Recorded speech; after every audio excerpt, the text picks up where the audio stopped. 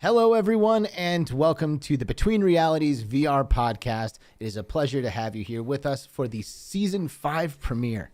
Yes, this is our 5th season of doing this show. It's a pleasure to have you. My name is Alex VR. I am one of the hosts of this show, and I'm joined here by my co-host, Skiva. Skiva, how are you, my good sir? I am great. Lots happening in the world of VR. Lots happening with us and with our partners. So I am very, very stoked to be here today.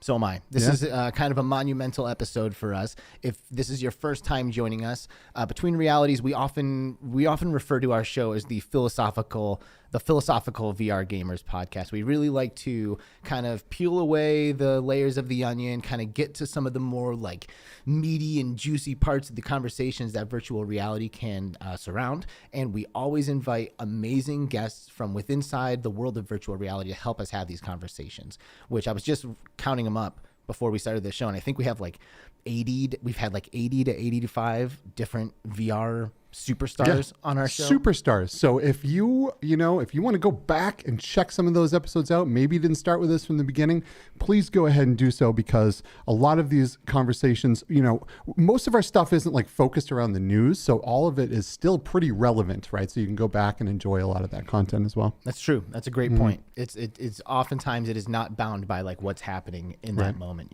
so that's a good thing to mention. Now, we also do the show live every Friday. Currently we do it at 2 p.m. Pacific, but who knows what'll happen in the future. But right now it's every Friday, 2 p.m. Pacific.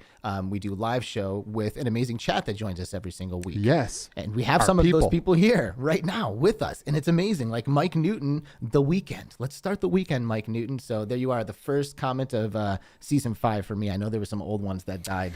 Sadly, it's Bradley, I think, was the first a couple days ago.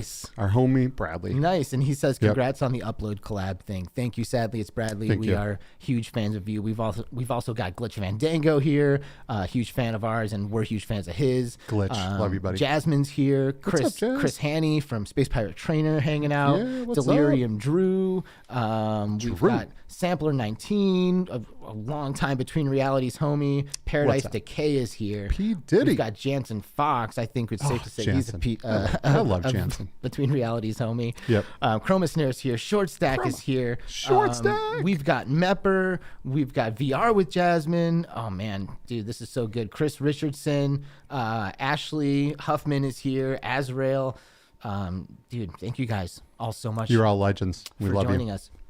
So this is an episode that we've been really excited to have.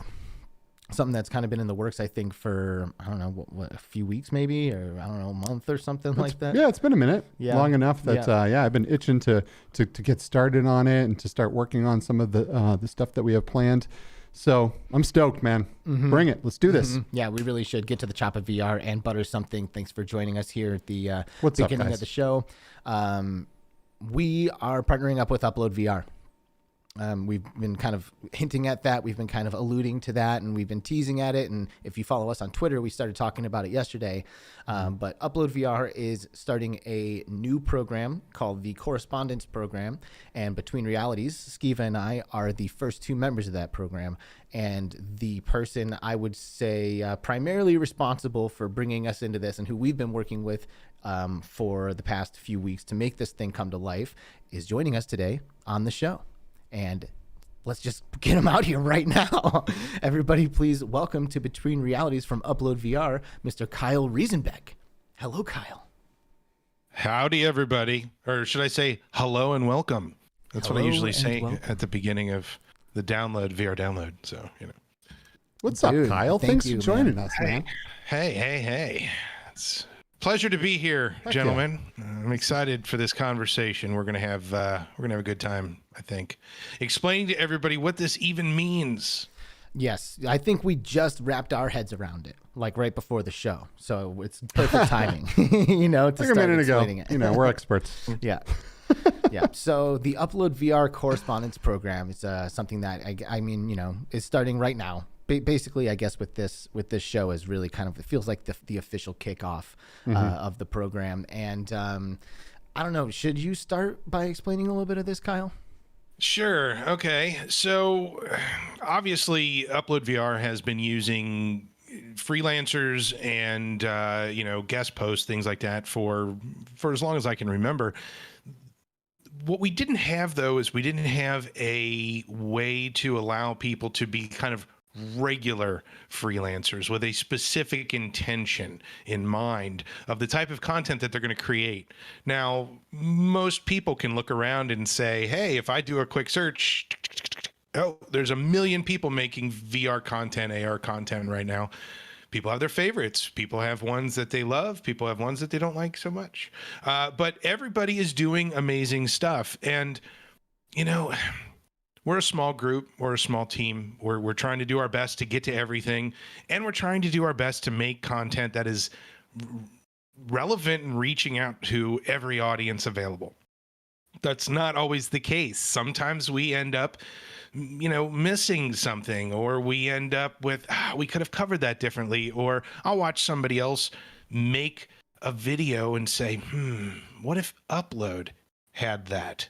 And I look at some of these content creators, such as yourselves, and many of the people that are in the chat, I see as well. Sometimes I watch your stuff and I go, wow, this is really good content that deserves a bigger audience. It deserves more opportunity to get in front of more people. And so all of that jumbled around in my brain for about a month or two. And I finally said to my team, I said, let's find a way to partner with these people. And we threw around some crazy names and monikers for it. And at the end of the day, I think it was Ian Hamilton, one of our senior editors, managing editor. He says, they're correspondents then. They're folks who are going out, on the spot and doing stuff and bringing it back to us on a regular basis. And so the correspondent program was kind of hatched out of all of that. Ultimately, I'm a fan of VR just the same as everybody else who is either watching this or in the chat or whatever. The folks who watch our stuff, maybe they don't watch everybody else's stuff, but I go out and I look and I find people, and there were candidates of people that I was going to possibly reach out to. And ultimately, I'm sitting in the chat one day in Between Realities, and I said, look at all these folks in the chat. Those are some of the same folks that watch us on VR Download or the Gamescast or some of the other offerings that we provide. I'm going to pay more attention to see what Alex and Skiva are doing. And that's right, baby. Yeah. That's right. Yeah. So after some vetting and some thorough, you have to go fishing with me. You have to do that at least once. You have to do some social VR experiences. We spend some time together, and ultimately, boom, here it is. Now, if you read the article on UploadVR explaining the correspondent program, you will notice that we are beta testing this. So you two are our VR guinea pigs, in a sense, for this. And I mean, I don't expect to keep you in a cage or anything, but guinea pigs, to say the least, to see if this program will work. And who knows, maybe someday down the road there will be other correspondents added. Yeah, or maybe you'll be like, wow, these Between Realities guys are assholes, and you'll just kick us to the curb. Anything's possible. We don't know yet. I have a feeling that's not going to happen. We like you said, we've had a chance to spend a lot of time together on calls and in VR, and it's just been great, man. Like, it really has been so awesome getting so much quality time with you, getting to chat and kind of discuss new ideas and push this new project forward. And we've just been so stoked to kind of get this out there and to get everything started. Yeah, I think you made a great choice. You did good. I hope so. Well, I got to say, we'll it's funny because I have personally been an Upload fanboy for quite some time. There's a couple of websites that are always open on my computer while I'm working. One is Twitter and one is UploadVR. I need to know what's happening, when it's happening. And you guys are probably the most prestigious of all of the news sites and all of the different ways that you can consume VR news. You have a very talented staff of writers and journalists that I know are going to give a very intelligent and well thought out perspective on these different topics. And it's been my favorite for a long time. So I am personally very happy to be here with you right now on this show and picking your brain. Right. Like in my tweet from today, I said that UploadVR was arguably the most prestigious, and I was like, what am I allowed to say that are they like the largest, like the most successful? Like, do you guys have like a, like a thing, like an outline of like your like flex, like, oh, we are the this? I mean, so I'm not going to do that. Right. I said arguably most prestigious. That's what I said. Any website can be, you can go and look at traffic and things like that. That's all public stuff. Okay. You can go and determine who's got the most traffic or whatever. But I don't really care so much about being the first, being the best, being the number one of anything, because, each individual channel, website, news outlet is doing everything that they can to help elevate this industry and keep people informed. And so I'm a rising tide raises all ships type of person. So that is, it's not a big deal that, if we're number one, okay, yay, but I mean, number two, number three, it's not a race if you're running by yourself. So you need other folks as well. Amen. That's a nice perspective. That was a great answer. That is. UploadVR number one. Woo! And we're at the beginning of something so special here. I keep telling people that we are in kind of the Atari 2600 phase of VR, right? It's about, I think it's going to get so big in so many different areas, not just gaming, but things like medical and training and just all aspects of life, social. There's so many ways that this technology is going to transform the planet and society.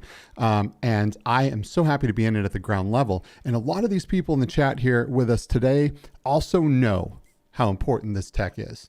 And we are here to also let people know the best we can that this is something super special. This is not a standard video game console, right? This is big. Mm-hmm. This is very, very big. Mm-hmm. So I'm absolutely. excited. Yep, absolutely. Obscure Nerd VR, good to see you, buddy. Thanks What's for up, dropping Andy? in. We also got Reese the King dropping in. Hey. Reese, what's up? A little Dr. Oculus VR. Good evening, my good sir. Thank you for joining us. And Blazado, I saw you here earlier, but didn't have the chance to say anything. So, hey, thank you for being here. So, what's going to happen, right? So, like, now we said, okay, yes, there's this correspondence program, and we are that. We're going to be UploadVR correspondents. So what is going to happen? Why does this, what's the result of our partnership? What's going to happen? I want to know. So I would assume that number one, you're going to retweet all of our stuff. I mean, that's the most important thing. Yeah, Skiva was close to doing that already. Yeah, for real. Now, basically, the goal, one of the goals of this partnership, the correspondent program, is to allow, number one, we are going to start posting your Between Reality. This show, Between Realities podcast, will be broadcast on the Upload channel. So basically, it'll still be on your YouTube channel, but we'll embed it into an article and share it with the Upload audience. So this will give Upload readers an opportunity to say, hey, what is this? Oh, top stories, here's something. And so you guys will go on live and do your show, and then we'll post it to help elevate you as a brand, as Between Realities as a brand, to get a bigger audience. But that's not enough. I feel like that's underutilizing your guys' skills. So we've talked about, and I'm not going to get into any of the details here because we're still kind of fleshing it out, but we have two pretty exciting new original content shows that we're going to. One of them is going to be something that the two of you are going to produce exclusively for the Upload VR, and then there's going to be another one that I will be participating with the two of you in a new format, a new unique formatted show. I'm not. We're still playing around with a couple ideas. We've spitballed a few concepts, but yeah, I mean, I'm super excited to have more content from you guys. The other nice thing is that, you know, Upload, we don't always have the ability to get somebody to every show, every expo, every meetup, everything, and it'd be nice to have somebody like you guys who are already very well connected, established on your own as your own brand, that you can say, oh, by the way, we're also here reporting for Upload. And that co-branding, it kind of, you know, melds together and creates this new like super brand, which I guess could kind of get messy if we start adding more people. It's going to be like the Captain Planet of VR. Figure that one out. I don't know how that'll work. Oh, I love that. That's funny. But me and Alex, from the beginning, we have been doing everything in our power to get to as many of these expos and conventions as possible, right? We very much believe that that getting to these things and talking to people face to face and shaking hands and trying products and networking and just, you know, and being there for the thing is so important, right? So we're going to be there anyway. So we would love, you know, and we will be reporting as well for Upload and doing some interviews and some things like that, which I'm super excited for. Because like I said, we're doing it anyway, you know. Why not throw the Upload brand in there and make an even bigger and then it, Upload can make it easier for us to get to more of these things, right? Because until now, anytime we're going to events like this, typically we're reaching into our pocket for every bit of it. You know, like no help getting places, no help getting rooms and stuff, you know, and that shit can get expensive. It can be hard. It can definitely be hard. But, you know, VR is so important to us that we're going to do what it takes to get there and be there. It, like you were saying, it's at these events that stuff happens. Yes. You know, like when we went to CES, we got to really connect intimately with David Heaney from Upload VR. You know, we had a great time hanging out with him. And, you know, then he goes back and he's like, oh, I hung out with the Between Realities guys, you know, and here we are. So stuff really does happen as a result of going to these events, shaking hands, meeting people, looking them in the eye and sharing your energy and enthusiasm. So yeah, it's tough to get energy across in other types of platforms, right? You can do Zoom calls all day long. You can go into VR chat and Neos and these things, but it's really hard to like push that physical energy about passion and the things that, you know, that are so important to you. Yeah. So it's really an important thing to get out there and make things happen with everyone else that's out there making things happen. And you know, and it's been weird lately with this whole COVID thing, right? Expos getting shut down, conventions, you know, going all digital and remote. But, you know, as things open, we're going to be there no matter what. So, yes. Yep. So there you have it. I mean, and that's basically, I think, the outline of what we're looking at now. You know, like we're obviously not trying to bite off more than we can chew. You know, Skeeva's got a ton of stuff going on. I've got a ton of stuff going on. And, you know, we're very, very excited about this Upload thing. But it looks like having our show up on Upload VR is huge for us. I mean, that's going to put us in front of a whole new audience, and we're very excited to have you here with us. If you are one of those people, feel free to subscribe and become a part of the Between Realities family while you're at it. And then we'll have a couple of new pieces of content coming out, maybe weekly, bi-weekly, monthly, depending on how it goes. And we'll be going to events on behalf of Upload, talking to the right people, getting some good content for Upload VR, video content and interviews, and I think that's about it, man. And we're stoked about it. Yeah, it's so important. The most important part of all of this is to be able to share VR with as many people as possible, because it is so important. Yeah. So yeah, there's that. Yeah. What's left unsaid about the correspondent program here, Kyle? I don't know. I was just looking at the chat here. Chris Richardson, yes, this is me. I am real. I am not just an avatar. You know, you guys mentioned you met Heaney at CES. You know, he didn't glitch out or anything, right? Like the Heaney bot worked and he functioned like a real human being. Might have had to reboot him once or twice. I wasn't going to say anything, but yeah. In all seriousness, David Heaney is awesome. I genuinely really like that guy. He's a sweetheart. He is awesome. He's sweetheart. Just as smart as you imagine he would be. Like, he is a smart, well put together guy that knows what he's talking about, and he's an awesome dude. So you guys employ amazing people. You have some great people on your team. You know, this isn't the first Upload show we've done either, right? We had Jamie and Zena on the show, and we had a great time talking with those guys and girls, right? And you know, unfortunately, Zena is no longer with Upload, but you know, but she'll always be right here in my heart. She's still in the VR industry, which is super awesome. But yeah, you guys are there. And you're awesome. I have to say, I mean, it has been a fantastic couple of years experience with this team. I mean, it has evolved, it has changed a bit, but I mean, the core components are there, the pillars. You know, I mean, Ian and Jamie and Heaney and Harry, and I mean, you know, I remember starting off in this industry and knowing, like, it was easy to know everybody because there was like 50 people, and then it became 100, then became 500, then all of a sudden it's like I'm seeing people with hundreds of thousands of views in their channel, and I'm like, I don't even know who these people are.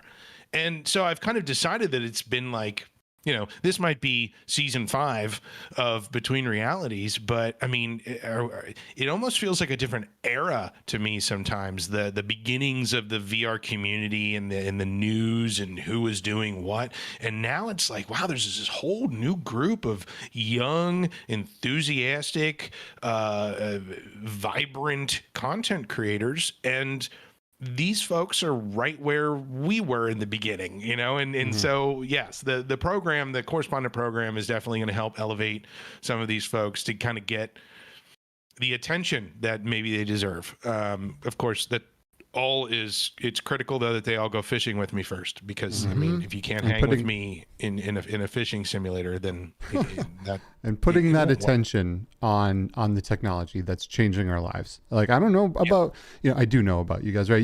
This tech, since this tech came out, my life has changed incredibly, right? Oh, I couldn't function doing what I was doing anymore because I was so passionate about VR and that everyone had to know about it. I had an IT company. I sold it. Like, I needed to be in this all the time. All my energy has to be in this because I feel like it's that important. I work in it now. I play in it now. I do this. It's all I want to do. And you know, I think we're going to see a lot of people that this happens to. This is a technology that is unlike anything else. That's really going to change lives. It's changing lives already. And the more people get bit by this VR bug and see its potential, the more we're going to see this. Super chat flying in from Reese the King VR. Heck yeah. Oh my gosh. Bow, bow, bow, bow. That's right. He says, congrats, you guys, both legends. And so is UploadVR. I'm happy to see it all come together and help spread the good word of VR. Much love with the crown for the king. Thank you, brother, for your generous donation. Thank you, Reese. And for being a part of our Between Realities community. We just had Reese as a guest on our show last week. He was the final guest of season 4. Which, you know, by the way, if you guys are surprised to see season 5, we almost are too. But we realized that this was such a turning point in the show's life that it had to be started with the new season. Yeah. We were just about there anyway. We were, but we'll typically like take a break, like maybe redo some graphics, like change some stuff around, which, to give his credit, he did do a little bit of that, but, you know, getting ready for this episode. But yeah, it was time. And, you know, I was actually looking through all of our videos, and this is kind of piggybacking off of something that Kyle just said about all of these fresh faces and enthusiastic people. You know, we've been doing the show for 2 years now, which, by the way, it's our 2-year anniversary. Oh, dude. Yep. Yes. This episode is 2 years now of doing this show. And in that Okay. time, we've had over 80 different guests on this show. Like, all bright-eyed, bushy-tailed, enthusiastic VR lovers, thinkers, game players, like streamers. And there's no end in sight. No, not even close. There's so many amazing people in this industry that we have to talk to. Yep. And I'm very excited to do that. Yep. And Kyle can count on us to bring those smiling faces to him every single week. Isn't that right? That's right. That's what I'm hoping for. Well, cool. So I think we should learn a little bit more, because I feel like we're almost getting to this now, but I do want to learn a little bit more about how you got involved with UploadVR, Kyle. You know, being operations manager, that's a pretty awesome title to have at a news outlet such as Upload. Yeah, it is. Of course, I gave it to myself. So,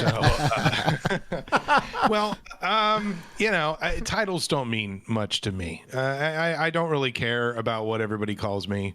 I just, you know, being in charge of Upload happened sort of very strangely. You know, the Reader's Digest version of this is that back in 2015, I had been working for a legal research company doing management, professional skills and management training, and then decided, they actually decided to outsource my entire department. And they said, here's a hefty severance package. Go find something else to do. And during that period of time, I had been in VR as, and then some people know, I see Fluke Rogi in the chat here, you know, that people don't know me as Reverend Kyle. I was Reverend Kyle, your minister of immersive technologies. No, I dropped that almost immediately. It was too cheesy. But, you know, I was doing VR stuff. I was doing Sunday streams with Cymatic Bruce and things like that. I mean, OG VR stuff back when the Oculus subreddit was, I don't know, 1,000 people, you know, I mean, it wasn't even. And I loved everybody that we were all interacting. And I was trying to teach myself Unity to a point where I faked my way. No, I'm kidding. I always call myself the world's okayest developer. Like I was the most adequate developer, nothing more, nothing less. But it got me the ability to land a job in Seattle, doing some architectural visualization. I mean, people who know me, I've told this story like a gajillion times. So what's another one? Loaded the family up and National Lampoon style drove across the country with everybody in the family truckster and landed in Seattle, had a job, did that for a while. Then I moved into another consultancy firm and did some stuff for them. And then that, I mean, high risk, high reward type of industry at the time. And a lot of people were getting into VR, but not necessarily succeeding in it. And so that there were a lot of companies and boutiques and consultancy firms that, you know, didn't make it. And I wasn't going to keep bouncing around, you know, it seemed a little odd. So I just put myself out everywhere. What is the next thing for me to do? And I can't remember who asked me, but somebody said, what would you ultimately love to do? And I'm like, I'd love to just be Reverend Kyle and make enough money to survive and you know, raise my family. And so I don't know. It went around a couple places. Next thing you know, I'm getting a call from these folks who represent UploadVR, but not the big UploadVR that everybody knew about, but this new offshoot of, you know, technically it's UVR Media LLC. It's just the media section of old Upload. And so it was just the website. Had, you know, Ian and somebody named David, I forget, I don't know, he's not with us anymore. A few people that everybody were very familiar with. And so they're like, we need somebody to run this who knows the industry, understands what the people want, and can have a business sense. I mean, you know, obviously I have plenty of management skills. Heck, I was teaching other people how to be a manager. Come and run this and see what you can do with it. And so first year, you know, a lot of challenges, a lot of things that had to be tweaked and changed and fixed. And second year, it's about, you know, how do we grow further and how do we do this and how do we do that? And yeah, I just, you know, the investor said, make this work. And so that's what I've been doing since that day. So that's basically the short and sweet of it. Sweet. And, you know, one of our favorite guests to have here on Between Realities, we almost have him every season, is Kent Bai. And you used to do a show with Kent Bai, is that right? Well, okay. So Kent and I have crossed paths so many times. Back in the day when I was doing the RevVR podcast as Reverend Kyle, I was approached by Intel to they wanted to sponsor the podcast, and they wanted to sponsor a few other things, and they wanted me, and they did that. They got me and Kent both to do the same sponsorship, and then we were going to shows together and doing like Intel's Twitch streams. It was Kent and I hosting it, and it was fun because Kent and I have such like two sides of a coin, like complete opposite in terms of personality, but our passions translate the same. So it was a fun dynamic of him being kind of, it was like a Laurel and Hardy type of thing, and you can only imagine who was who. It was great. It was a lot of fun. It was a blast. And I've always felt that Kent and I, cut from the same piece of cloth, just opposite sides. I like that. I mean, I personally, like, when I know that I'm going to have him on the show and that I'm going to have like a long time to communicate with him, I have to like plan and like research, like I have to go like watch like 3 or 4 lectures and like get up to speed and like learn the meaning of a handful of words so that way I can keep up. Were you guys in a position where you could just like riff off of each other? Did you ever feel any of that when you're communicating with a guy like that? Oh yeah. We were like, if you go back and watch those streams, I'm sure they're out there somewhere, you can see the times when Kent is like, "Oh, Kyle, shut up." And you can just see the frustration in his eyes. And so did I. And so I kept going just to, it was a fun dynamic. And yes, Kent is an extremely intelligent guy. Actually, I met him at the SVVR Silicon Valley Virtual Reality Expo #1. Actually, I met most of the people. That was my first foray into that. I was at the Computer History Museum in it was at Mountain View, I guess it is, close to San Jose. Oh man, that was an overwhelming, amazing thing. And I look over and there's this guy, just skinny dude with headset on and a microphone, and he's got this like piece of paper. And I walk up, I introduce myself. It's Kent. Bye. Okay. I don't know him. I mean, I just didn't know him yet. And I'm like, "What do you got there?" And he's like, "I got this list with all these people and like headshots and bios and stuff." And he's like, as he's interviewing them, he's crossing them out. And it looks very like almost, well, I don't want to say anything bad, but it was a little, so, but then I found out what he was doing. And he was just getting all of in the Voices of VR podcast that he has done, like, what is it, like 38 billion episodes now? Give or take. Yeah. And I mean, he got me. He's like the ultimate like VR Pokemon master. He's got to catch them all. Amen. And I think at this point he has. Amen. I think so too. And he's so intelligent. He comes at all of these subjects in a way that is so different than just about anyone else in the industry, right? He's very much into ethics in VR. He's very much into the philosophy behind VR.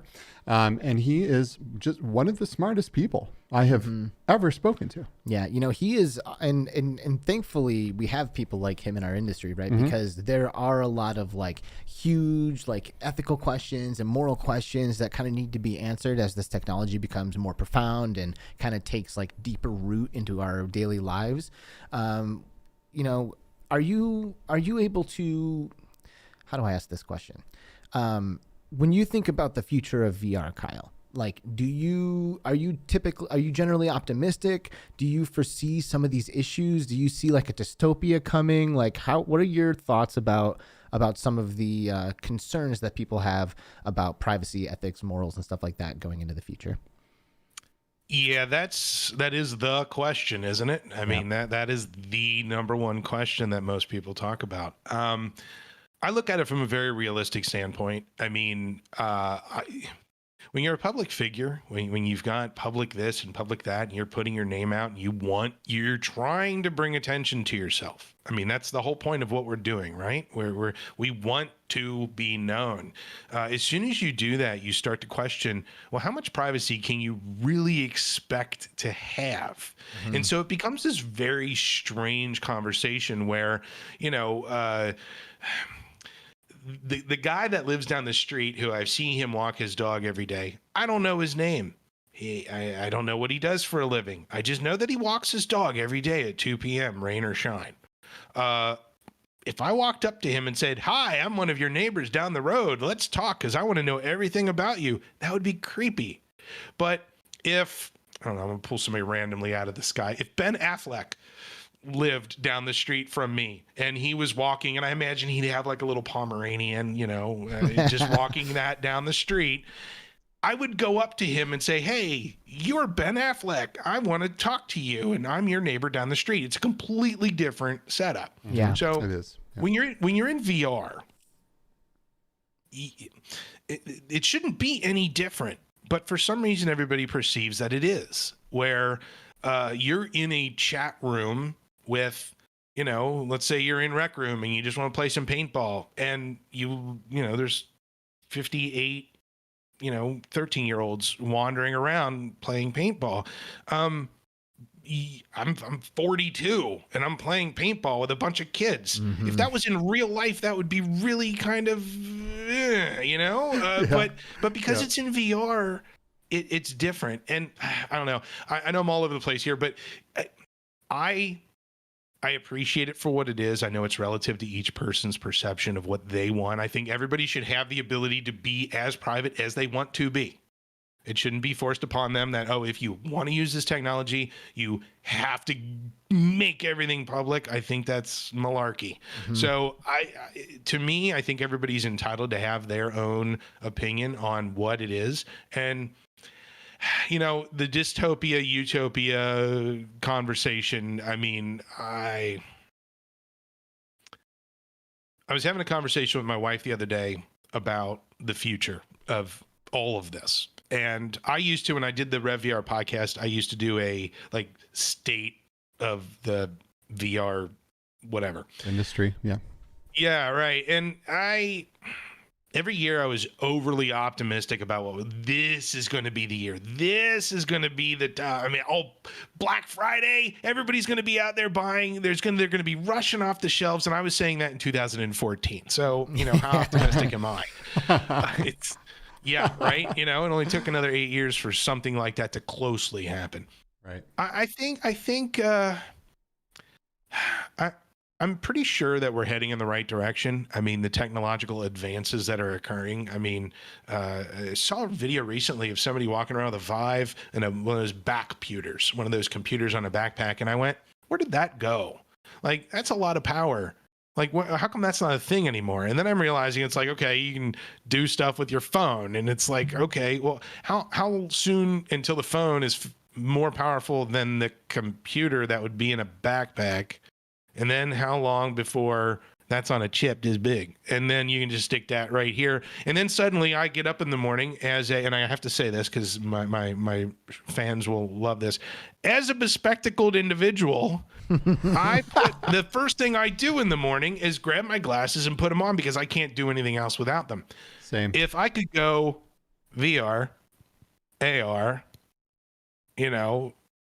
watch the news, play Space Pirate Arena, and then go into a heads-up display where I can see all the emails and ignore all the Slack stuff from my teammates. That would be the ultimate goal. But that's just, we're not there, ... Mm-hmm. yet. And but we can all see that that's the inevitability. Yes. And I could keep going about, well, who should control that and what is the metaverse and blah, blah, blah, blah, blah, blah. But I mean, it just gets really hairy and, we don't have 3 days of nonstop conversation to talk about this. Well, and, a lot of times, it's kind of like, I posed the question earlier as like utopia versus dystopia. Which one are we heading towards? And anyone who is going to start saying definitely dystopia will probably be doing so as a result of like what they witness with Meta's contribution to VR and immersive tech or whatever you want to call it. I saw some pretty wild headlines today, and I tried to read some articles, and I kind of just skimmed, so I'm probably just going to be throwing some shit out there right now. But there's a bunch of articles that I saw headlines for that basically said stuff along the lines of Meta is just hemorrhaging money right now, and like their shares are dropping like crazy, and they're talking about pivoting to like video content or something like that. I saw I don't know how true this headline is, but it got me thinking. And it's like, I'm curious, what if Meta does drop the ball here, right? Like, what if they change their name, they get rid of the Oculus brand, and it all just kind of comes up short, and then they're like, okay, we're out of here, and they dip. What would people still like? Is that the biggest issue for people when it comes to like heading towards that dystopian future? Is a company like Meta having like the primary hold on the VR community? That is a very good question, because with ultimate power comes ultimate corruption, right? So the bigger and stronger a company gets, and the more influence they have on people, typically they will try to better themselves and increase profits. So maybe the question, maybe it shouldn't be that they walk away, right? Because then the next company is going to come out and they're going to do it the same way. They would see the rewards to being able to gather bio data, gather all of these things. Personally, I think the way to go about something like this is not to drop the company that's investing all the money, that has the vision and the belief that this technology is everything.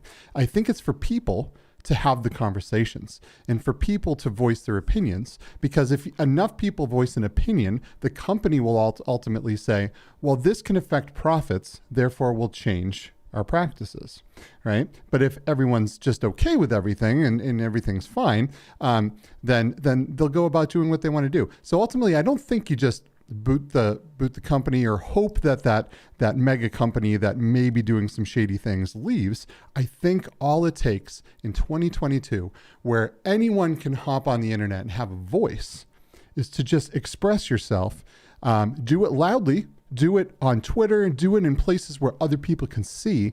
Try to have some influence on making the world of VR and whatever your passion is a better one. Because ultimately now we can be seen, we can all be heard, right? And this isn't something that was a thing 50 years ago, right? All you could be heard, you could be heard within your circle of people, right? Now you can get out there and you can be loud, right? And people will see, and the people that need to see will see. And if enough people voice their concerns, it will steer the direction of the industry. And that's very powerful. That's my opinion. Mm-hmm. You have anything to add to this, Kyle? Well, yeah, I do. I keep thinking about Google Glass. I keep thinking about how niche of a piece of hardware it was and how very few people actually had one, but how big of a stink everybody made about it because of the privacy concerns about having a camera attached to your glasses that can always be on. And people, they had nicknames for these folks.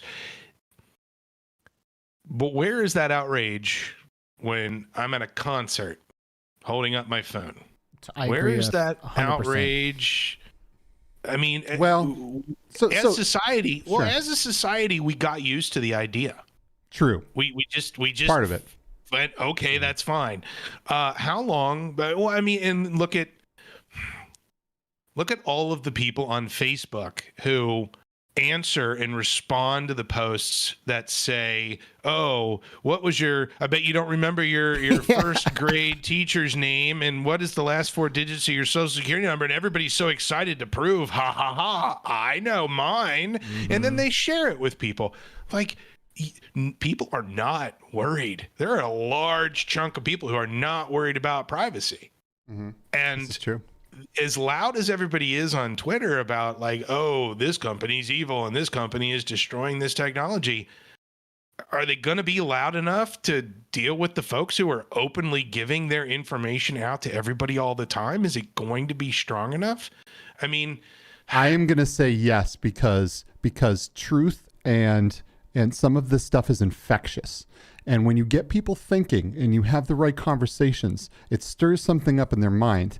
And then they have a conversation. And then the people they have that conversation with have a conversation with someone else. So this kind of stuff is infectious. And I think it's really important to keep talking about it and to keep voicing opinions, because when enough people get infected with truth, then things happen, because it affects the bottom line of the company that's doing the thing. But that's what they care about. That enough people is a pretty high threshold. It doesn't matter. Look at we're in 2022. We can all have a voice. There's so many platforms to talk on.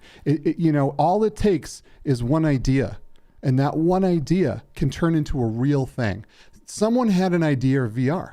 Now we're all strapping these things to our face. Right. It's a very powerful thing. The thought and idea and conversation can change the world. I agree. But what Kyle's saying is that there's a lot of people out there who don't care enough, and probably more than do. So let's change that. Well, I would love to. But people, honestly, like you're saying, I think that companies are willing to change not when potentially they could lose money, when they do lose money. Sure. It's when the money is gone that they're like, oh, whoa, okay, this is happening. We're getting affected by this now, not before that. So as long as people keep buying it and enough people don't care, then let me ask you this. So we're in a time right now where one company is pretty much monopolizing the market. They make affordable, high-end equipment. They make it that gives a phenomenal VR experience, and it's cheap, and they have a great library, right? What happens when another company just as large comes in, right, that can get those same developer relationships, that can get those same types of hardware and is able to subsidize hardware to keep the costs down, right? That company comes out and says, we will not collect your data. We will not sell your bio data. We will not profile you and fill your eye space up with ads and do all of these things that we're all concerned about. What's going to happen? All the people that have been listening and that have been stirring and have these thoughts in their mind, I am guessing their next headset, they might just switch, right? That then is going to impact the bottom line of the company that's making the immoral or the decisions that people don't agree with. And when there's an outlet to change easily and it doesn't really inconvenience the public, these things can happen, and major changes can happen. Yeah, I agree, but that has to happen. That company has to be there for people to jump ship. And it will, because and that company has to be able to survive. True. You have to understand that a lot of the decisions that are being made right now to subsidize or sell the data, I mean, it is about the bottom line. Mm-hmm. They do need to make money. In order for a company to come out, let's say some magical mythical company comes out and has a headset and makes it $299, and it is comparable in terms of its offerings and in terms of the software it can run as what's currently out there now being offered by other companies, but they're not doing any advertisement. They're not selling data. They're not collecting data. They're not putting any value on you as a user to get anything more than the $299 or $399 that they get from your pocket when you buy the product. How are they going to survive? So they just don't survive. So companies like Valve take, and so does Meta, and so does just about everyone, take a significant cut of the games that are being sold. Right. Mm-hmm. There are definitely many ways to create profit and to bring value to the company. Right. It just depends on what it is that you want to capitalize on. Right. Because there's many outlets to make money. Mm-hmm. Right. And in a technology as powerful as virtual or augmented reality, there's going to be a lot of different avenues for companies to kind of move to. So I don't think that biodata is the end-all be-all for profitability and survivability to a company, because you look at Facebook and you look at they had a company called Facebook, and they're like, whoa, wait a minute, hold on, did you try this VR thing? We are going to completely change the name of our company to reflect this amazing new technology because we see what the future holds, and we see that the future of humanity will ultimately be changed by this technology, and everything's going to change. So they put all their eggs in that basket. Not all of them. They still have Facebook, the page. They still have Instagram. They still have this stuff, but they are now like, yo, we're Meta.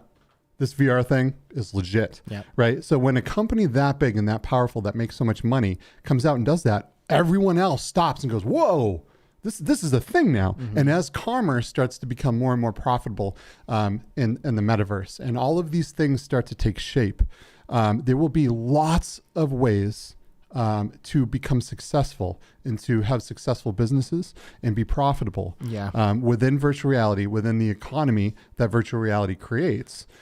So I think it's very important to make sure that your customers understand that you have their best interests at heart as well.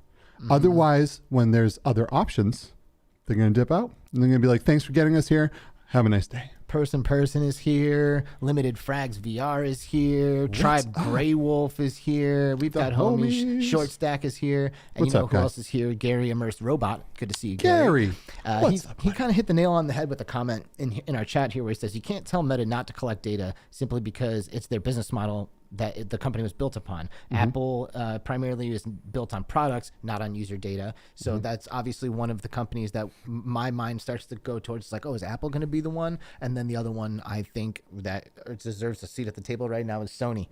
Because Sony is built on their products too and their experiences. It's not on user They're built data on or games anything like that. So it's like, who's it going to be? Is it going to be Apple or is it going to be Sony? And will it be one of them? And it doesn't have to just be one, right? This is going to be such a large market and such a huge thing that there's going to be lots of room for a lot of different people at the table. And, you know, Apple being a $3 trillion company, right? Don't sleep on that. This is a serious thing. These guys are putting a lot of money in this technology. They know VR is the future. They know augmented reality is the future, and they're not going to sit by and just wait for it to blow over, right? They're very forward thinking. They knew everyone wanted phones, like smartphones and tablets, before we did. Everyone's like, what? Apple's making a phone? What a bunch of idiots, right? Not the case. They changed the world. Everyone has one of these things in their pocket. I remember watching live as Steve Jobs came out with an iPad. And he's like, look at this. This is amazing. And no one even clapped. Everyone's like, why do we want a big phone? That's dumb, right? He knew. This is what some of these companies do. These guys know what's happening. And they're jumping into this boat as well because they know that this is a train that cannot be stopped. It's going to run everyone over. You get in the way, sorry, man. VR's taken over. It just is what it is. XR, I should say, because it's not just VR. It's what AR are you as well. thinking about, Kyle? I'm just thinking about when Facebook bought Oculus and that specific moment, because there are a few moments in my life I can remember very vividly. Day I got married, day my kids were born. The day Facebook announced that they bought Oculus is one of those days. I was making chili. I was making chili. I was standing in front of my stove and I was stirring chili, and I'm like, oh, what, my phone? What is going on there? Like, it's like ding, ding, ding, ding, ding, ding, ding, ding. I'm like, well, okay, something's going on. So I take the spoon out, and I don't have anything here. I'll use this. This is my spoon, and I'm like, oh, what is going on? I look and I'm like, Facebook bought Oculus, and I just dropped the spoon, and it's this like slow-mo, like, you know, down to the ground type of scenario. I'm like, what am I supposed to do? I'm like calling Cymatic Bruce. At the time, I was interacting with Ben Lang at Road to VR. I called everybody. I got online. The Oculus subreddit is just like nutsoid. But it was good. There was bad. We did a big, like, okay, everybody calm down type of podcast, and we straightened it all out. But at the end of the day, I'm sitting there thinking, I'm like, well, what does this mean? And I was like, really, what does this mean? Oh no, it's all gone now. It's all going to fall to pieces. House of Cards type of scenario. And I'm like, no, now Oculus can spend Facebook's money and make because at the time we only had a development kit 2. DK2 was the best thing we had. And I thought, well, maybe they'll do something more. And so when CV1 came out, which, I mean, I still keep one right here. Nice. Look, it's had battle damage. That, this is, CV1. I got my CV1 as well. I lived in that headset for a long time. That wouldn't have been what we would have gotten. You would have gotten the DK2 with better plastic. That's what you would have ended up with. But because of Facebook using their funds to push it even further, we got a better product, and it pushed the whole industry ahead by a whole generation. Pandora's box essentially was opened. And so you can't discredit, you can't go, oh, if only they hadn't done that, and oh, if only this, because it did do a lot. I mean, you cannot discredit the amount of things that occurred because of this. Now, just like though Pandora's box, a lot of bad stuff, a lot of good stuff all came out when you open that up. So you have to take the good with the bad, but really we are way further ahead. And having that amount of money and that amount of push forced, I think, other companies to re-examine their own positions. And so a lot of unintended side effects of this, and I think the industry is a good 3 to 5 years ahead of where it could have been under different circumstances. That's true. It's true. It could be even further ahead than that. It could be even further ahead because the barrier to people getting into VR has really, I mean, hey, get into VR, give me $300, boom, done, right? Hey, get into VR, give me $3,000. That is a huge thing. You definitely cannot discredit Facebook's involvement in all of this, and at the same time, if you are willing to voice your opinions, this does not have to be a bad thing, right? It's not a bad thing. You just have to not be okay with the bad and just steer the companies into doing the good things, right? And move them away from their bad behavior. But this is ultimately a good thing. Many players are getting involved. Many things are going to happen in this space. We just saw, for anyone that doesn't know, that PlayStation just put up their website for PSVR 2. This is so big. This is so big. Yeah. Man, I hope somebody like Upload covers that. I know, right? And it's, we're about to enter a whole new era again in VR, where people with PlayStations are going to be able to get the same, if not better, virtual reality experience than people with high-end gaming PCs, right? We're going to have some major titles here. Sony has an incredible relationship with developers, with AAA developers all the way down to indie developers. What they're going to bring to the table here is going to be so massive that it's going to be very hard. Before, you always have people going, okay, yeah, there's all these games, haven't heard of any of these IPs. Sure, maybe they're good, but I want the Horizons. I want all of these big name games. Sony's the one that has the leverage to bring these things to the table. And not only are they going to do so with a subpar piece of VR equipment, like now is the PlayStation VR 1 with their Move controllers and optical tracking and stuff, right? But you have this super powerful computer, which is the PS5, that's going to be connected to a headset that has haptic feedback, eye tracking with foveated rendering. It has these ridiculous controllers that have that have force feedback in the triggers to all of these things, haptics in the face. I mean, all of these things are huge. Plus you're going to have the big IPs coming in, right?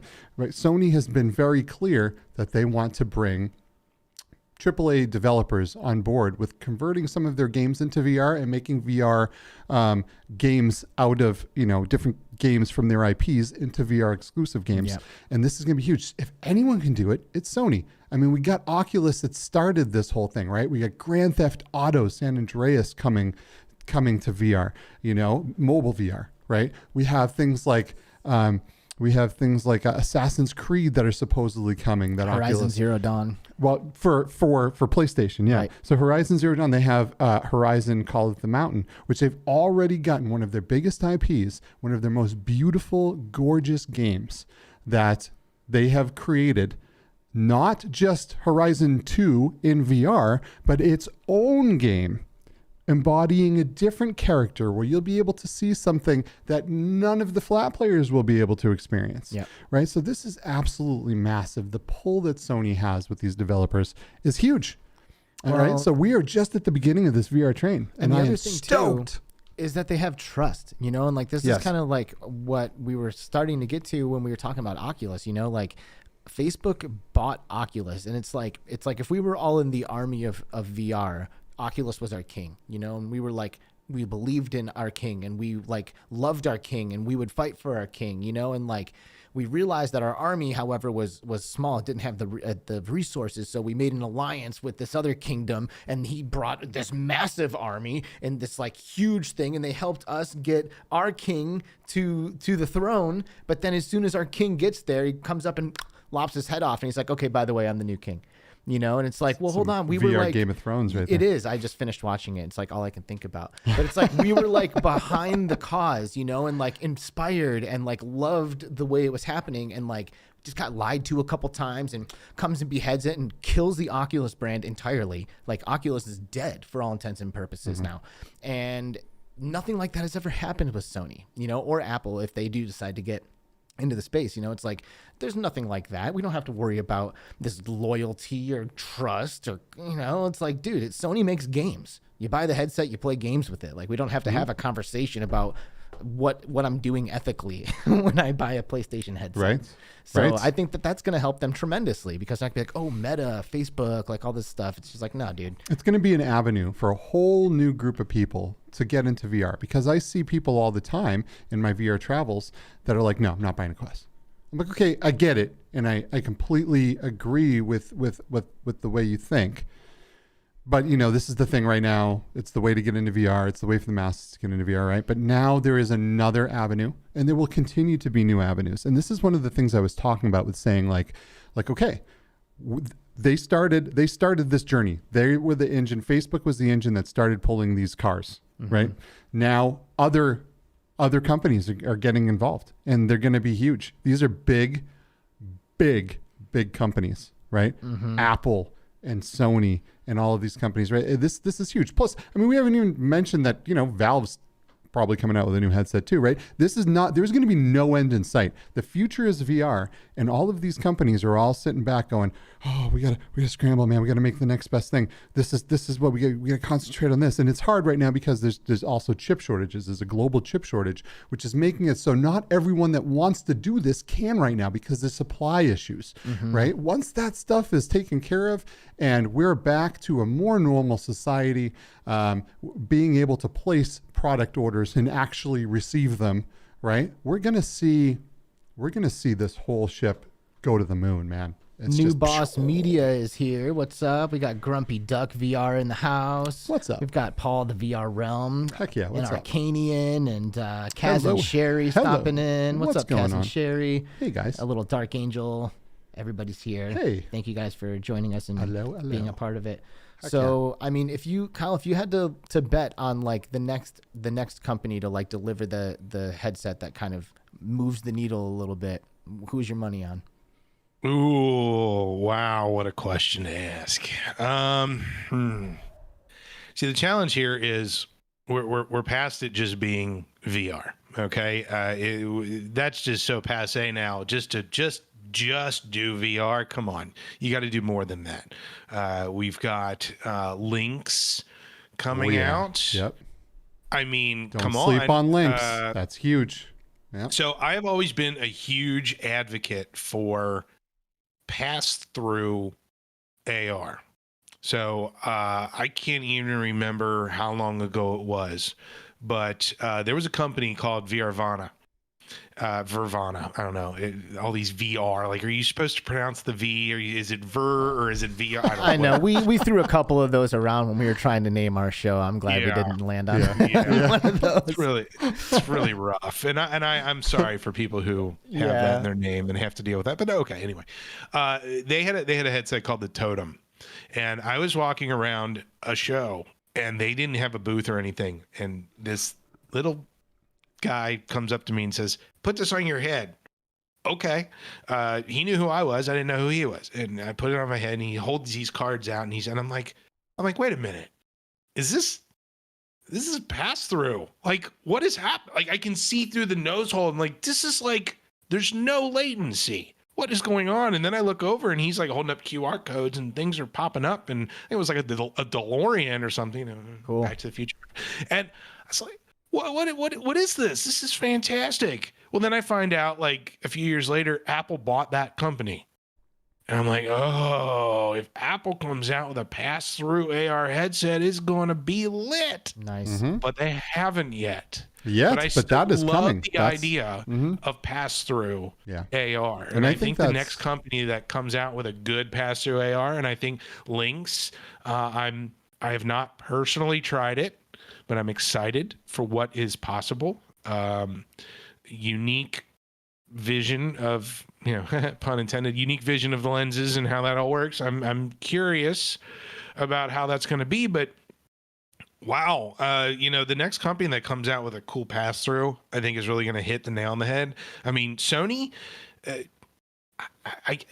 they're going to push the industry just because of the 4 letters in their name. Yeah. Everybody assumes that the PSVR was, that was in development before Oculus did. It was Project Morpheus. Morpheus. You got to say it as deep as you can. It is a sweet name. Yeah, it really is, right? And I expected, like, when it came out, I'm like, they're gonna call it Neo, right? Stop trying to hit me and hit me. What? But yeah, they iterated the heck out of that thing before they came out with it. I don't know how many prototypes of Project Morpheus I put on my head before it actually came as a product. In PSVR, okay, sure, it's a good name. PSVR 2, okay, got a whole bunch more new cool stuff. It'll sell. It's still corded and people spaz out about that, but you're going to be standing or sitting or whatever in front of your television either way. Mm-hmm. So why do you care whether there's a cord or not? Well, the cord gets cumbersome and it gets in the way and all that stuff. It's like, fine, but you're playing console VR. What do you expect? Sure. It's a necessary evil for that type of VR experience. Sure. I don't think you should. I don't think you should discredit the fact that that there very well could be a wireless adapter in the future, right? 60 gigahertz technology is pretty new, right? Mm-hmm. Just recently got approval by the FCC, right? Mm-hmm. Pretty recently. So I feel like a lot of these companies are going to be going with a Y-gig adapter. We've seen some of the stuff happening at CES. We've heard rumors, right? So thinking that a cord is the end all be all of the PSVR 2, I don't know. But I'll tell you this: it'll keep the cost down enough that the people who really do want that cordless, if they do come out with that adapter, I think they will buy it, and then the cost will maintain. Will be low enough still for the people who just want to get in and they don't care about the wire. Mm-hmm. So. Mm-hmm. Yeah. I don't think that's going to be a big deal. The whole wireless, like the Y gig. I've got a Vive Pro collecting dust here somewhere that's got the Y gig adapter, and it's all right. It's all right. I don't know. Wouldn't it be wild to see something like virtual desktop on a PlayStation? That would be sick. Godin, if you're out there, let's make this happen. Yeah. D1360 VR, he's here. How's it going, dude? Good to see you. Thanks for joining us. And our friend Vivian is here. Thank you, Vivian, for coming by and spending a little bit of time with us. We hope that you are recovering quickly and feeling much better.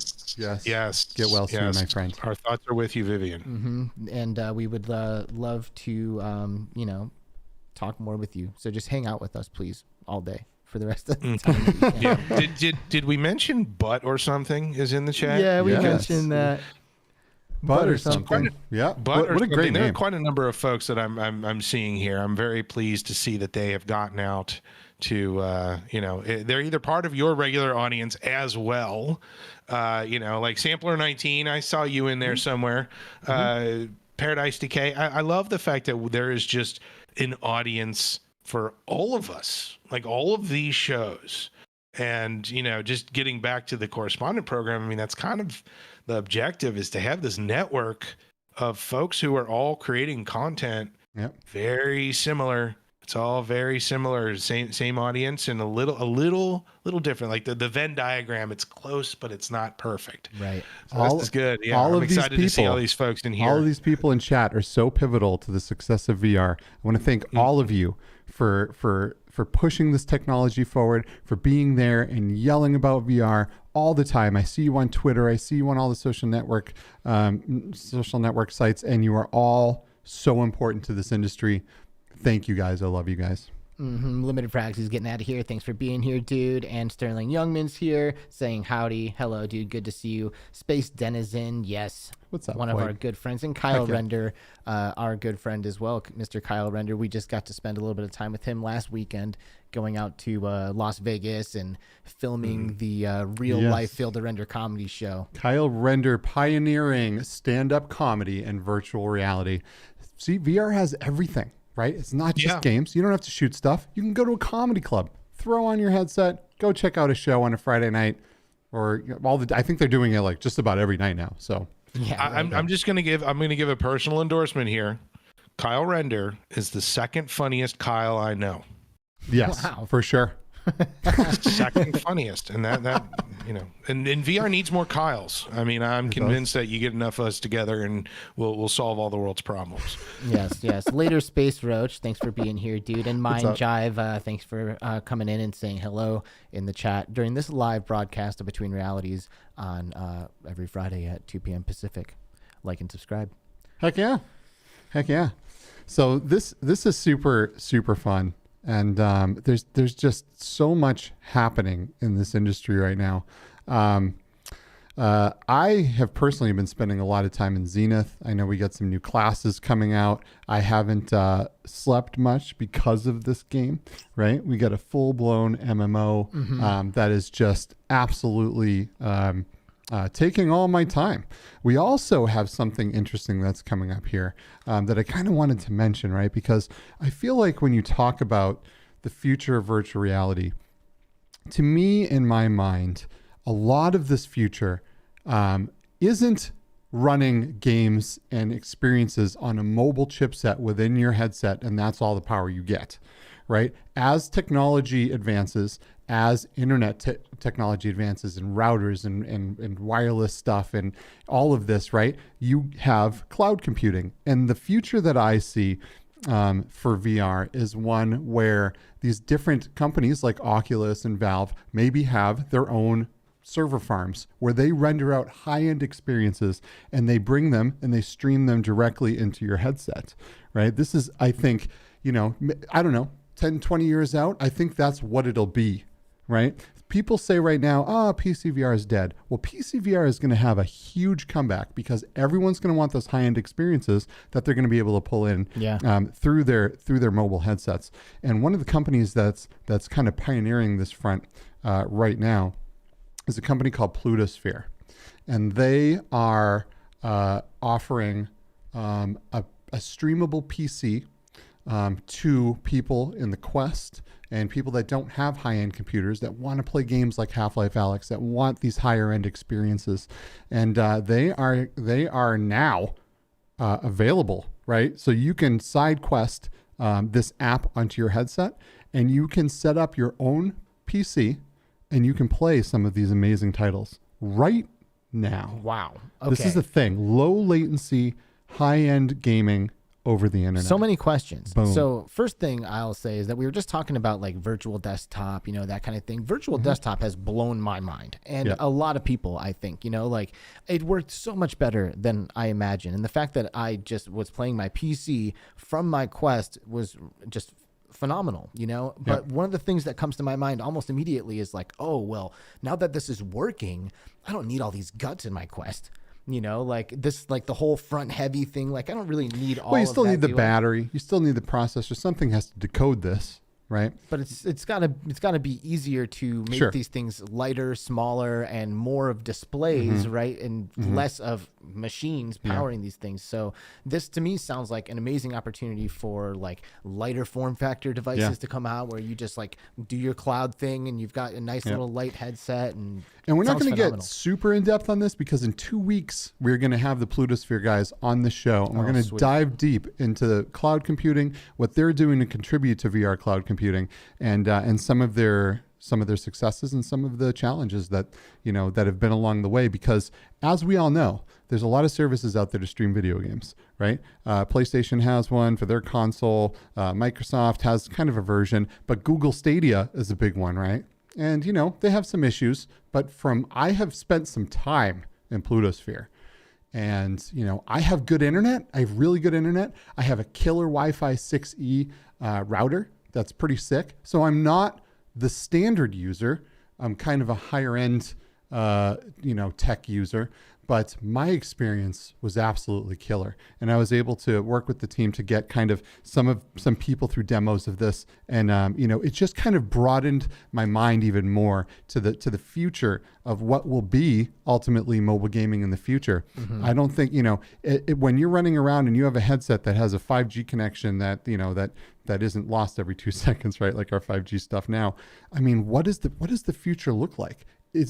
Are we still on these mobile ports of these games? I don't think so. Right. I mean, I can see a future literally where companies like Oculus and Valve and Sony have high-end rendering farms, low latency gaming machines that we piggyback off of. And maybe we pay a monthly fee, right, to have this kind of outsourced to their tech. What do you know about Plutosphere, Kyle?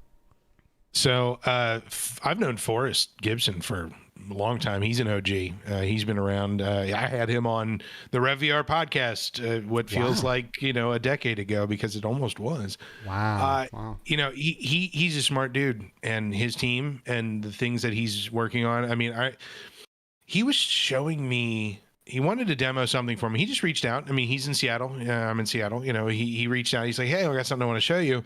And I was just having a bear of a time getting a headset where I could get into what he wanted to show me. He's like, don't worry about it. Let me just connect you to one of our Plutosphere servers. And I went, okay. I was like, so I'm basically going to virtual desktop into one of your servers at Pluto headquarters, which, I mean, unless they moved, I'm pretty sure I know exactly where it's been. Okay. And I did. And I'm like, this is insane. Like, look at how, like, this feels like I'm connected to the computer that's, right down the hallway from me on good Wi-Fi and good internet. And he showed me things. I was blown away. I was amazed. And so all those same things that you just said, Skiva, it's like, what does cloud VR computing look like in the immediate and distant future? I don't discount it. It's definitely a thing. I mean, if you had good internet and your buddy had a fast computer with a good video card, like, Skiva, you've got a better video card than me. I'm just going to start virtual desktoping into your computer over the internet. I'd probably get a better connection and better performance than what I've got. Yep. Yep, for real. I mean, that is insane. This computer. Yeah, this computer's running a Voodoo Banshee from like 1994. I mean, I'm not... Oh my God, I remember going out and buying a Voodoo graphics card, a 3DFX Voodoo card. Wow. And that blew my mind, man. Gone were the days of the pixel and smooth, crisp, clean graphics were in. So that's pretty funny. Pretty sure I was still in diapers. You probably, you might have been. You might have been. But that's incredible. So I actually used Virtual Desktop, right? Because you just put the client on the Plutosphere machine, and I used Virtual Desktop to connect to it. They also have a Pluto client that you can use as well. But Virtual Desktop is so good. It has so many different options. And my computer's in there, the cloud computer's in there, my other machine's in there. They're just, there we go. What do I want to connect to today? Wow. Right? And it's a very, very good experience. And here's the thing.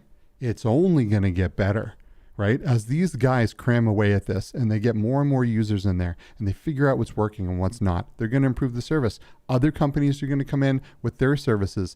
This is the way of the future. Now, I see this being mainstream in a time where, where 2.4 gigahertz wireless routers they've all died off. They're all in a landfill somewhere, and we are all on Wi-Fi 6 or Wi-Fi 6E routers, and that's the norm, right? Then your typical person might be able to get into this without too much of a problem, without using a modem that they got 15 years ago from their internet service provider, right? And it's still chugging along to this day, because that's not what's going to make this happen. What's going to make this happen is good networking equipment with a good internet connection. And eventually we're all going to have that, right? Because all of this stuff is going to die, and we're going to all need to buy new things.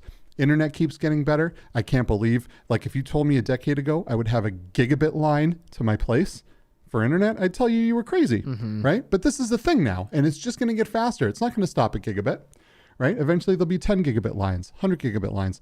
This is technology advances. Time happens, and things get better and better and better. So I see a future where cloud technology is going to blow the pants off of all of these VR users right now. It would be cool if it was right now, because I feel like I'm like at a point where I need to upgrade, and I'm like about to go spend like, I don't know, a couple grand on a new computer or something. Instead, maybe you can pay a buck an hour. A monthly fee or something, and like have that be good. They like work leasing on a car. Yeah, totally. And they work on a token system. So you only pay for the compute power you use, from what I understand. Wow. And we will get more information on this soon. 2 weeks, we're going to drill these guys, see exactly what's happening with their technology and how it can benefit you, right? But as of right now, I believe it's like $1 to $2 an hour of game time. Well, I guess we'll find out in 2 weeks when we have the Plutosphere guys on. We will. But you know what? It's really wild, man. We're pretty much there. You know? It happens. This happens every Friday. We start a show and then it ends. That's too bad. But it's been. This is always the highlight of my week. Yeah, I get to talk about VR, and just because that's all I want to do. Like, if I could just get like an AI thing where I could just sit there and talk to them about all the stuff I love, maybe I would do that. Yep. So, this show, we really try to keep it at around the 90-minute mark for all of you newcomers who are joining us from the Upload crowd. And we will continue to try to do that and do it the best of our ability. Sometimes it can be tough because we're just having so much fun here chatting it up. But we do need to pull the plug on these things sometimes. So before we do, though, I just want to bounce the ball one more time into Kyle's court and just see if there's anything that has been left unsaid during our conversation here today. Honestly, I think listening to you guys talk, Skiva, you kept using the word eventually. And I think I'm going to start using that as my new go-to answer. Do you think VR will do this? Do you think VR will do that? Do you think VR? Eventually. Because it's inevitable eventually. It is the Thanos effect. It is inevitable, right? Yep. These kind of conversations, when you're sad that the conversation is over and you can't believe it's been 90 minutes, that's usually an indication that it was a good conversation.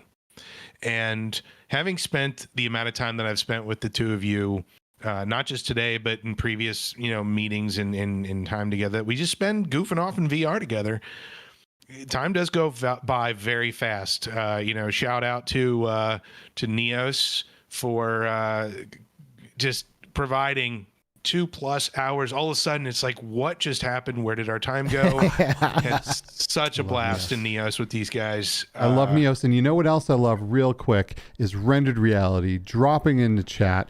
Coffee and VR guys throwing us some super chats. Woo. That's right. Thank you guys. We love you guys. You are an inspiration to us. Rendered Reality literally was an inspiration for us. And here we are at the 2-year anniversary of this show. And, the Rendered Reality is in the chat. It means a lot to us. So thank you for being here. Sorry to cutting that flow there, but we just had to throw a quick thing out to the R&R guys. Coffee and VR. Check them out if you Absolutely. Vivian's asking here, do you think VR will make us rich, Kyle? Eventually.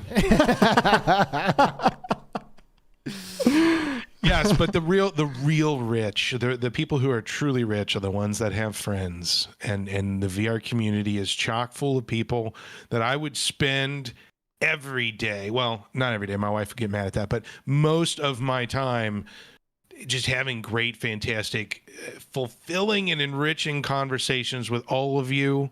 I would do it all of the time, you know. And so if you do see me out there in the metaverse, in cyberspace, to use something from my generation, you know, feel free to reach out and say hi, invade my personal space, and poke your finger through my little barrier and say hi. You know, don't worry about that. Yeah, you know, someday we'll all be able to get back together in expos and conventions and share a drink or a coffee or a bag of Sun Chips, whatever it is that they have in the lobby while we're waiting for the next seminar to start. I miss those days. But thank you, gentlemen. This has been a good conversation, and I look forward to the future of the Upload VR correspondent program, which you can obviously check out on uploadvr.com right now and read all about it. And I think that's enough plug. We're going to give you plenty of opportunities for people to reach in and poke you because, as we mentioned earlier, we have some new content coming up, and I think that you can expect to hear a lot more conversations, much like the one that we've just had with our friend Kyle from Upload. So, and for anyone that doesn't know Kyle or Upload's information, which would be really weird, the monitor below me has the URLs that you can go to check out all of Upload's amazing content, their Twitter URL, their YouTube, and of course their website. So please familiarize yourself with that, as it is the place to get VR news. Kyle Riesenbeck, it means the world to us that you have come on the show, that you have pulled us under your wing in the Upload VR correspondent program, and we will make you proud by making as much awesome content as we can with that awesome Upload correspondent logo attached to it. So thank you so much for joining us today, and thank you for believing in us. And we're very excited to collaborate with you. My pleasure, gentlemen. I'm also looking forward to the great stuff that we are going to spawn together. It's going to be good. We are going to spawn some great stuff. So I think it's time everyone say goodbye to Kyle. It's an absolute pleasure to have you here, sir. Bye-bye, Kyle. And we'll see you next time. Bye-bye. Kick him off, man. He's done. See ya. And just like that, he's gone forever. Maybe we'll see him again one day. I bet we will. Wow. Well, and man, VR Friday is just about over with. It's just getting started, ladies and gentlemen. VR Friday is just getting started. Thanks again, of course, to Upload VR. And thanks to everyone who has joined us live in the chat today. This has been such a great conversation, and it's been amazing having you all here with us. Arcanian and Kyle Render and D1360 VR and Odin and Sean from Rendered Reality, Chromasnare, Paul from VR Realm, New Boss Media, Ashley Huffman and VR with Jasmine and Vivian and Shortstack and Dark Angel and Blizzato and Reese the King and Red/Ace and person and everybody, you know. So thank you guys all so much for being here and being a part of this live show. What are we going to do next week? Next week, we have a content creator that is taking the VR world by storm. I would say hundreds of thousands of subscribers, making incredible content all the time. Get Hip is this lovely dude's name. And we're going to pull him on and find out what he knows and poke and prod a little bit. We're going to see what makes Get Hip tick next week on Between Realities, Friday, live at 2 p.m. Pacific Standard Time. Thank you so much again for joining us this week. If it's your first time here, please feel free to subscribe and like and leave comments below. Also join our Discord and come participate in our conversations that we have each week. This has been amazing. We're so excited to be a part of the Upload VR correspondent program. And I think that's about it, my friend. I guess so. Skiva, thank you so much, dude. Thank you, everyone in the audience. We will see you next week with Get Hip. Have a great weekend. Bye-bye.